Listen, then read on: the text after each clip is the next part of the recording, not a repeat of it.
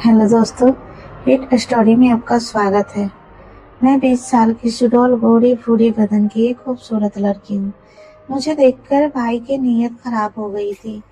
वो किसी न किसी बहाने से मुझे छूने की कोशिश करता था। कभी रात को जब मैं कमरे में अकेली सो रही होती थी तो मेरे कमरे में आ जाता और मेरे बदन पर हाथ फिराने लग जाता था।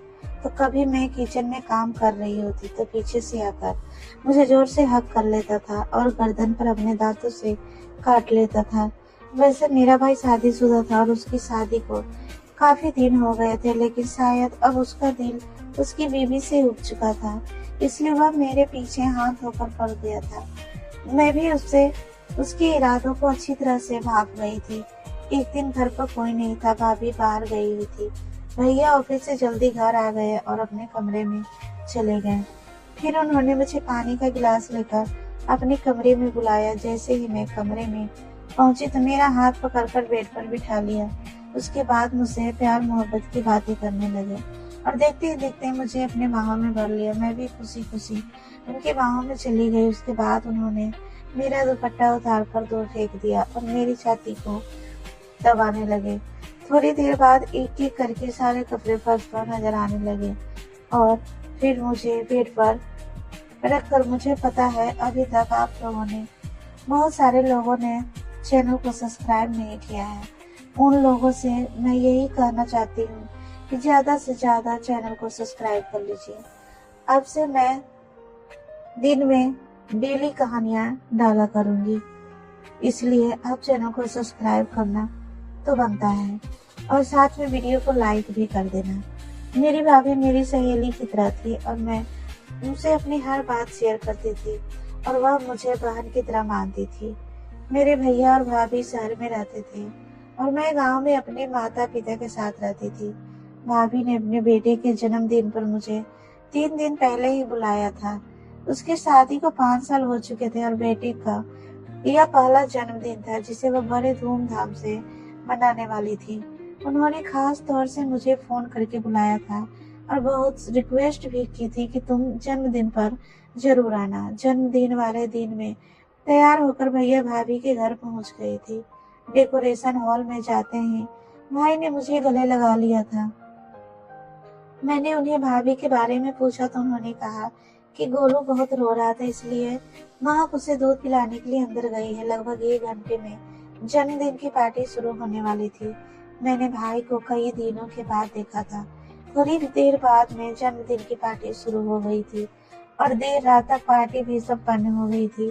पार्टी पूरी होने के बाद जब बाकी मेहमानों की तरह मैं भी अपने घर जाने लगी थी तो भाभी ने मुझे रोक लिया था। उन्होंने कहा, सुमन, सुबह तक सभी मेहमान चले जाएंगे और फिर हम दोनों बाहर घूमने चलेंगे। उन्होंने मुझे रुकने के लिए कहा था। मैं भी घर में रहकर बहुत बोर हो चुकी थी, इसलिए मैंने भी रुकने का फैसला कर लिया था। मेरे माता पिता ने भी मुझे वहाँ रुकने की अनुमति दे दी थी। अगले दिन सभी मेहमान चले गए और फिर भाभी और मैं समय साथ बिताने का मजा लिया। मुझे घर में एक अलग कमरा दिया गया था और वहाँ आए हुए आज मुझे 5 दिन हो चुके थे। आने के बाद से ही मैं देख रही थी कि गोलू ने भाभी को बहुत परेशान करके रखा था। भैया और भाभी को एक दूसरे के साथ समय बिताने का मौका भी नहीं मिल रहा था। इसीलिए एक दिन मैंने भाभी से कहा कि अब गोलू थोड़ा बड़ा हो गया, इसलिए उसे माँ की इतनी जरूरत नहीं है। आप उसे एक दिन मेरे पास छोड़ दो और आप दोनों बाहर घूमने चले जाओ। फिर उसके बाद भाभी ने कहा कि गोलू मेरे पास नहीं रहेगा। मैंने उनसे वादा किया था कि मैं गोलू की अच्छी तरह से देखभाल करूंगी। फिर मुझ पर भरोसा करके भाभी अगले दिन भैया के साथ बाहर चली गई थी। उस दिन गोलू पूरे दिन मेरे पास था। मैंने उसे बहुत अच्छे से खिलाया था और शाम का घर का खाना भी बना दिया था। उस दिन गोलू मेरे पास बहुत खुश होकर रहा था। शाम को 8 बजे भैया और भाभी घर लौटे थे और भाभी गोलू के मेरे पास खेलते देखकर हैरान रह गई थी। उसके बाद फिर भाभी ने कहा, सुमन, तुमने तो एक ही दिन में गोलू पर जादू कर दिया। गोलू अपने माता पिता के पास भी इतने शांत से नहीं रहता जितना प्यार और खुशी से तुम्हारे पास रहता है। गोलू वास्तव में मेरे साथ बहुत खुश था। रात को सोते समय भी गोलू जिद करने लगा था कि वह मेरे पास ही सोएगा। उसकी जिद के कारण मैं भाभी के कमरे में ही सो गई थी। और भाभी मेरे कमरे में सो गई थी। आधी रात को अचानक मुझे अपने शरीर पर किसी का हाथ महसूस हुआ। पहले तो मुझे लगा कि वह गोलू होगा, लेकिन धीरे धीरे मुझे समझ में आया कि यह किसी बच्चे का हाथ नहीं था, बल्कि किसी बड़े आदमी का हाथ था। जब मैंने उठाकर देखा तो सामने भाई खड़े थे। आधी रात को वो मेरे शरीर पर हाथ क्यों फेर रहे थे, यह मुझे समझ में नहीं आ रहा था। खैर, मैंने उनसे पूछा क्या हुआ भैया। तब उन्होंने मुझसे माफी मांगी और अपने कमरे में चले गए। अगले दिन भी ऐसा ही कुछ हुआ था। आधी रात को भाई मेरे कमरे में आए और मेरे शरीर पर हाथ फेरने लगे। आज तो उन्होंने स्पर्श ऐसी जगह पर किया था जिसमें मैं सहम सी गई थी और मैं पानी पानी हो गई थी। उनके इस बर्ताव के कारण मैं उनके कमरे से बाहर निकल गई थी। भाभी गहरी नींद में थी, इसलिए उसे भैया की हरकत समझ में नहीं आ रही थी। जैसे ही मैं उनके कमरे से बाहर आई तो भाई भी मेरे पीछे आ गए थे।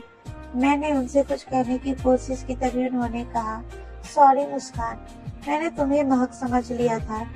रात के अंधेरे में उनसे गलती हो गई होगी, इसलिए मैंने उन्हें माफ कर दिया था और फिर से मैं अपने कमरे में सोने चली गई। कुछ दिन बीत गए थे और गोलू मेरे साथ बहुत घुल मिल भी गया था।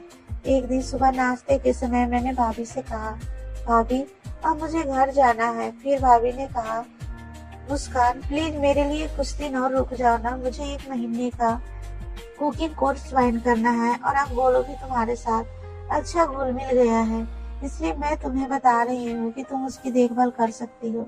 अगर तुम ऐसा करती हो तो मैं निश्चित होकर अपना कोर्स पूरा कर लूंगी। मैं पिछले 3-4 महीनों में से यह कोर्स करना चाहती थी, लेकिन गोलू किसी के पास भी नहीं रहता था। अब जब तुम यहाँ हो तो मैं अपना कोर्स आराम से कर सकती हूँ।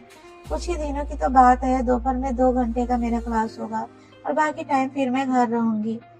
भाभी मुझसे विनती करने लगी थी।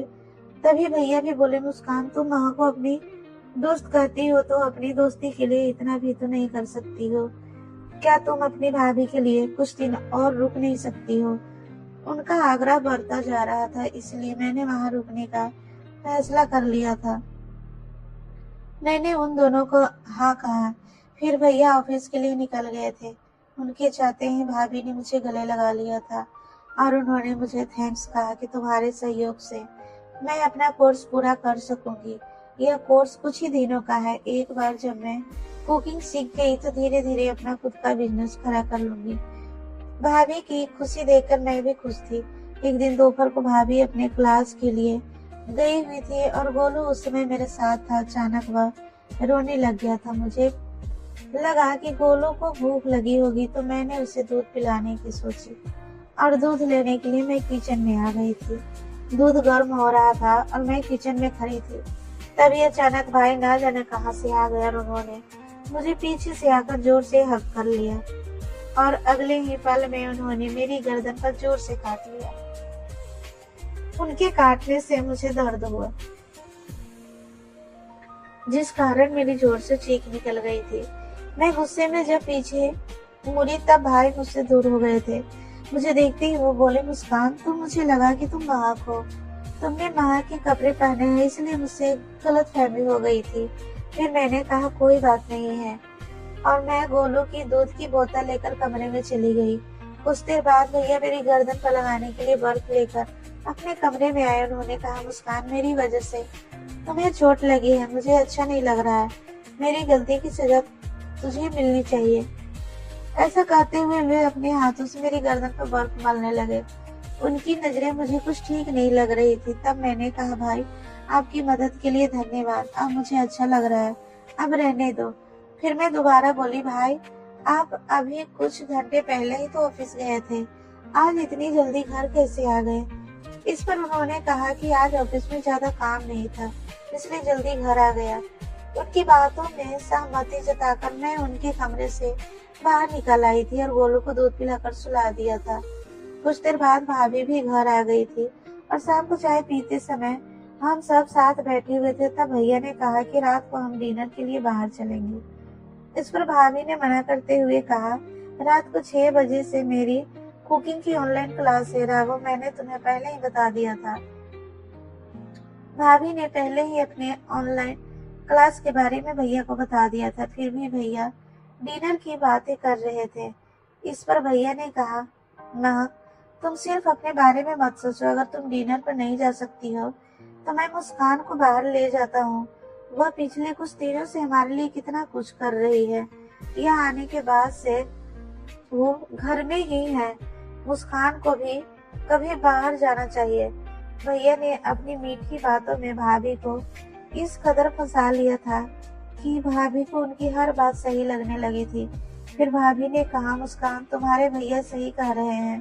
तुम सच में हमारी बहुत मदद कर रही हो। तुम घर में बोर हो गई होगी। शाम को तुम अपने भाई के साथ डिनर पर जरूर चले जाना।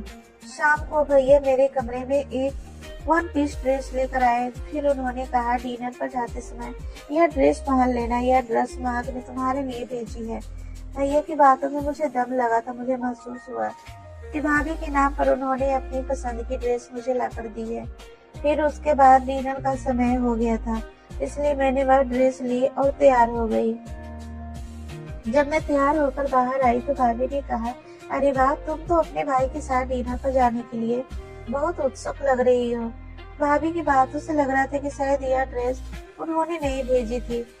मैं उनसे कुछ पूछने ही वाली थी कि तभी भैया बोले, माँ, तुम्हारी ऑनलाइन क्लास का समय हो गया है, अब हम भी निकलते हैं, रात को जल्दी घर आ जाएंगे। मैं भैया के साथ डिनर के लिए निकल पड़ी थी। भैया मुझे जिस होटल में ले गए थे वहाँ मुझे परिवार के लोग कम और जोरे ज्यादा दिखाई दे रहे थे। वहाँ का माहौल भी बहुत ही रोमांटिक था, लेकिन मैं अपने प्रेमी के साथ नहीं बल्कि अपने भाई के साथ डिनर पर आई थी। फिर माहौल चाहे जैसा भी हो, मुझे क्या करना था, यह सोचकर मैं आगे बढ़ गई। भाई ने मेरे गले में हाथ डालकर होटल में प्रवेश किया था। डिनर करते समय भी वे बार बार मेरी खुली टांगों पर भी हाथ रख रहे थे। मैं जितना बार उनसे दूर कर सकती थी वे उतनी ही बार मेरे पास आ जाते थे। जल्दी से जल्दी डिनर खत्म करके हम घर आ गए थे। फिर रात को मैंने भाभी के कमरे में सोने के लिए मना कर दिया था। उस रात मुझे ऐसा लग रहा था कि मेरी वजह से भाभी और भैया को एक दूसरे के साथ समय बिताने का मौका ही नहीं मिल रहा है। रात को मैंने भाभी के सामने भैया से कहा, आज आप अपने कमरे में सो जाइए, मेरी वजह से आप दोनों के बीच दूरी होनी नहीं चाहिए। इस पर भैया ने कहा, हमें साथ सोने की कोई जरूरत नहीं है। इतना कहकर वे दूसरे कमरे में चले गए थे। भैया का व्यवहार और बातें यह बता रही थी कि उन्हें अपनी पत्नी में कोई दिलचस्पी नहीं थी। भैया के जाने के बाद मैं भाभी के कमरे में गई। भाभी का चेहरा उदास दिख रहा था। मैंने उनसे पूछा, भाभी, क्या तुम्हारे और भैया के बीच सब कुछ ठीक है? भैया तुम्हें पहले जैसा प्यार करते हैं या नहीं? इस पर भाभी ने कहा, हाँ, सब ठीक है। डिलीवरी के बाद से मेरी सेहत काफी बिगड़ गई है और वजन भी बढ़ गया है। तभी से तुम्हारे भैया मुझसे थोड़ा दूर सा रहने लगे हैं, लेकिन मैं जल्दी ही अपने लिए और उनके लिए भी दुबली हो जाऊंगी। फिर उन्होंने मुझसे पूछा, तुमने अभी तक शादी क्यों नहीं की है? तुम्हारी उम्र 20 साल की हो गई है, अब तुम्हें शादी कर लेनी चाहिए। इस पर मैंने कहा, मुझे मंगल दोष है। माता पिता कहते हैं कि मंगल दोष वाली लड़की की शादी मंगल दोष वाले लड़के से ही होनी चाहिए। मैं 20 साल की हो गई हूँ, लेकिन अभी तक मुझे मेरा परफेक्ट जीवन साथी नहीं मिला है, इसलिए मैं अभी तक सिंगल हूँ। फिर भाभी ने कहा, तुम्हारी तरह खूबसूरत और सुडौल शरीर वाली लड़की पर किसी भी आदमी की बुरी नजर पड़ सकती है। तुम पुरुषों से थोड़ा संभल कर रहना। बातों बातों में हम सो गए थे।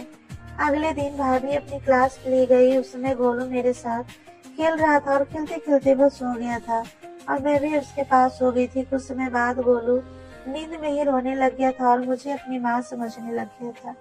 गोलू रो रहा था, तभी मैंने भाभी को कॉल लगाई, लेकिन वो कुकिंग क्लास में थी इसलिए फोन नहीं उठा रही थी। आज गोलू मुझे अपनी माँ समझ रहा था। उसे चुप कराने के लिए मैंने उसे दूध की बोतल दी, लेकिन वह दूध पीने को तैयार नहीं था। काफी समय गुजर गया, लेकिन उसका रोना अभी तक बंद नहीं हुआ था। आखिरकार मैंने उसे अपनी गोद में ले लिया और उसे चुप कराने की कोशिश करने लगी। मैंने उसे अपनी छाती से लगाया ताकि उसे माँ की तरह महसूस हो। भाभी को घर आने में अभी 2 घंटे बाकी थे और मुझे गोलू का इतने समय तक रोते देखकर ठीक नहीं लग रहा था। इसलिए मैंने कुछ समय के लिए गोलू की माँ की भूमिका निभाने का नाटक किया था। मैंने उसे अपनी छाती से लगाया, उसे चुप कराने लगी। कुछ समय बाद गोलू सो गया और मैं भी सो गई थी। उसके बाद फिर अचानक मेरी नींद खुली तो मैंने देखा कि भैया मेरे सामने खड़े थे। वो मेरे कमरे में कब आए और मुझे कब से देख रहे थे मुझे पता ही नहीं चला। भैया की नजरें मुझे ठीक नहीं लग रही थी। गोलू को शांत करने के लिए मैंने उसे अपनी छाती से लगा रखा था, लेकिन बाद में मैं अपने कपड़े ठीक करना भूल गई थी और वैसे ही सो गई थी। भाई मुझे उस हाल में देख रहे थे और उनकी नजर लाल हो रही थी। फिर मैंने जल्दी से अपने कपड़े ठीक किए। उसके बाद फिर भाई ने मेरा हाथ पकड़ा और उन्होंने मुझे बिस्तर की ओर खींच लिया था। मैं बहुत डर गई थी, पर भैया के साथ मेरा हमेशा से एक अलग संबंध था। फिर भैया ने कुछ ऐसा किया था जिससे मैं शांत हो गई थी। थोड़ी देर बाद गोलू भी नींद से जाग गया था। हम उसे खिलाते हुए हॉल में ले आए थे। तभी भाभी क्लास से वापस आ गई थी।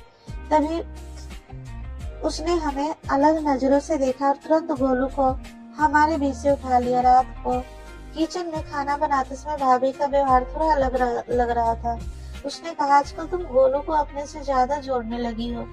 उसके पिता को भी अपने से जोड़ने की कोशिश कर रही हो। फिर मैंने उसके कंधे पर हाथ रखकर कहा, आप बिल्कुल भी चिंता मत करो, ना तो आपका पति बुरा है और ना ही आपकी सहेली। इसके बाद भी भाभी मेरे साथ थोड़ा अजीब व्यवहार कर रही थी। खाना खाते समय भाभी ने कहा, आज मेरी क्लास का आखिरी दिन है और जब उसकी क्लास खत्म हो जाएगी तो मुझे अपने घर जाना होगा। भाभी की बात सुनकर भैया का चेहरा पीला पड़ गया था और मैं भी घर नहीं जाना चाहती थी, क्योंकि भैया और मेरा रिश्ता अलग होने लगा था। मुझे यकीन था कि भैया कोई ना कोई रास्ता निकाल ही लेंगे, क्योंकि वो मुझसे इतने आकर्षित हो गए थे कि मुझे जल्दी से जाने नहीं देंगे। उस रात सोने से पहले भाभी ने मुझे यह कहकर ताना मारा था, मुस्कान, याद रखना तुम्हारे भैया शादीशुदा है और उनमें कोई दोस्त भी नहीं है। मुझे इसकी परवाह नहीं थी। अगले दिन भाभी 8 बजे अपनी क्लास के लिए निकल गई थी, क्योंकि आज उसका आखिरी दिन था। भैया भी रोज की तरह समय पर ऑफिस के लिए निकल गए थे, लेकिन जैसे ही भाभी घर से निकली भैया घर आ गए और उन्होंने मुझे पानी का गिलास लेकर अपने कमरे में बुलाया। पानी का गिलास लेकर मैं भाई के कमरे में गई। जैसे ही मैं उन्हें पानी का गिलास देने के लिए हाथ बढ़ाया तो उन्होंने मेरा हाथ पकड़ लिया और फिर भाई बोले, मुस्कान, तुम मुझे और कितना इंतजार कराओगे? मैं तुम्हें पहले ही कई बार इशारे कर चुका हूँ। भले ही तुम इतने लंबे समय से मेरे सामने हो, लेकिन मैं तुम्हारे साथ उतना समय नहीं बिता सका जितना मैं समय बिताना चाहता हूँ। कल तुम्हें उस हालत में देखकर मेरी आंखें चमक उठी थी। महक आज पूरे दिन घर पे नहीं है। हमारे पास आज पूरा दिन है एक दूसरे के साथ समय बिताने का। मैंने भी भैया की बात मान ली थी, लेकिन उनसे एक सवाल पूछा, भाई आप शादीशुदा होते हुए भी क्यों मेरे करीब रहे हैं?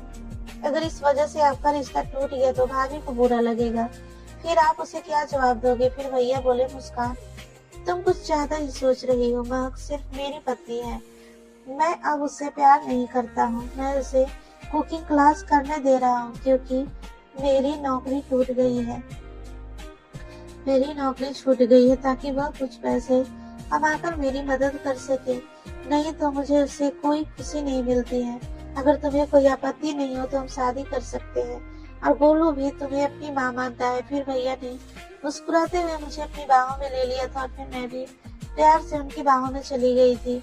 भैया ने मेरा दुपट्टा फेंक दिया था और मेरे सीने को दबाने लगे थे। तभी हमारे कमरे का दरवाजा खुला और भाभी हमारे सामने खड़ी थी। वह मुझे भैया की बाहों में देखकर चौंक गई थी। जैसे ही मेरी नजर भाभी पर पड़ी तो मैंने भैया को धक्का देकर अपने से दूर कर दिया और भाभी के पास आकर खड़ी हो गई थी। भैया ने भाभी से कहा, महक, तुम मुस्कान को उसके घर भेज दो। अब मैं अपनी फाइल लेने के लिए घर आया था तो मुस्कान ने मौका पाकर मुझे गले लगा लिया था। भैया मेरे बारे में बुरी बातें फैला रहे थे। उन्होंने भाभी को बताया कि मैं उनके साथ संबंध बनाना चाहती थी। फिर इसके बाद भाभी मुझे गुस्से से देखने लगी थी। उसके बाद भाभी ने मुड़कर भैया को एक जोरदार थप्पड़ मारा और बोली, मैंने सब कुछ सुन लिया है, नीच आदमी। जब से मुस्कान पानी का गिलास लेकर इस कमरे में आई थी तब से मैं फोन पर सब कुछ सुन रही हूँ। कल रात मुस्कान ने मुझे तुम्हारी सच्चाई बता दी थी। मैंने अनजाने में मुस्कान पर आरोप लगाए थे, लेकिन अब सब जान चुकी हूँ कि तुम मुस्कान के यहाँ रुकने पर क्यों जोर दे रहे थे। कल रात उसने तुम्हारे असली रूप को मेरे सामने लाने के लिए तुम्हारे साथ नाटक किया था।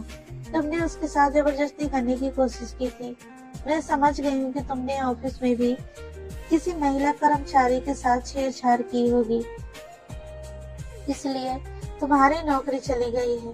अब समझ में आया कि तुम हर महीने में नौकरी क्यों बदलते रहते हो। पिछले 6 साल से तुम मुझे बेवकूफ बना रहे हो। मैं घर का सारा सामान संभाल कर रखती थी और तुम बाहर लड़कियों पर पैसे उड़ाते थे। मुस्कान ने मुझे वह अंतरंगी संदेश भी दिखाए थे जो तुमने उसे भेजे थे। मैं भाभी के सामने भैया का असली रूप लाना चाहती थी और अब उनका वह रूप सामने भी आ चुका था। वरना मैं तो उसके लिए सब कुछ कर रही थी, लेकिन वह तो बाहर की लड़कियों के पीछे भागने में लगा हुआ था। उसने कभी अपनी पत्नी को ठीक से देखा ही नहीं और न ही मेरी मेहनत की कद्र की थी। मुस्कान, तुमने समय पर मेरी आंखें खोल दी है। तुम्हारी वजह से मैं अपने कुकिंग के सपने को पूरा कर सकती हूँ। अब मैं जल्दी ही अपना छोटा सा बिजनेस शुरू करने वाली हूँ। मैं अपने पैरों पर खड़ी होकर अपने बच्चों का पालन पोषण करूंगी। मुझे अपने जीवन में धमकी देने वाले लोगों की जरूरत नहीं है। फिर भाभी ने मुझे धन्यवाद दिया और कहा कि नकली रिश्ते से बाहर निकलने में मैंने उसकी बहुत मदद की है। अब भाभी केवल एक माँ है और तरह तरह के केक बनाकर और ऑर्डर लेकर अच्छा पैसा कमा रही है। वह अपना और अपने बेटे को अच्छे से भरण पोषण कर रही है। भाभी आज एक स्वतंत्र महिला के रूप में जी रही है और मैं भी अपनी भाभी के साथ बहुत खुश हूँ।